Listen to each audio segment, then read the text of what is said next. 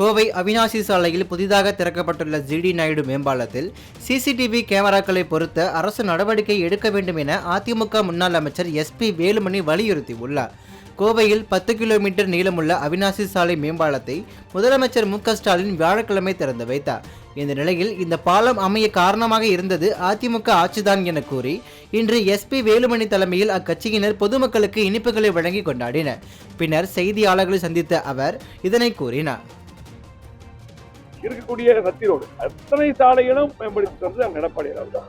ஆகவே இந்த மேம்பாலமும் அந்த எடப்பாடியார் அவர்கள் பெயரைத்தான் காலங்காலத்துக்கு சொல்லும். இன்னைக்கு இந்த மேம்பாலத்துக்கு முழுமையாக நிதியொதுக்கி தந்தவர் அந்த எடப்பாடியார் அவர்கள். அதே போல இந்த மேம்பாலத்தை முதலமைச்சர் திறந்து வைத்து இன்னைக்கு ஐயா ஜிடி நாயுடு அவருடைய பெயரை சூட்டியுள்ளார்கள்.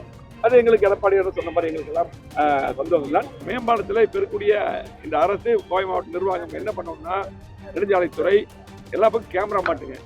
ஏன்னா விபத்து இல்லாமல் தடுப்பதற்கு அந்த வேலையில் நீ கடுமையாக உடனடியாக செய்ய வேண்டும். உடனடியாக இந்த டைவர்ஷன் எல்லாம் பண்ணுறதெல்லாம் கரெக்டாக பண்ணி முழுமையாக கேமரா மாட்டும் பொழுது ஸ்பீட் லிமிட் கரெக்டாக இருக்கும்.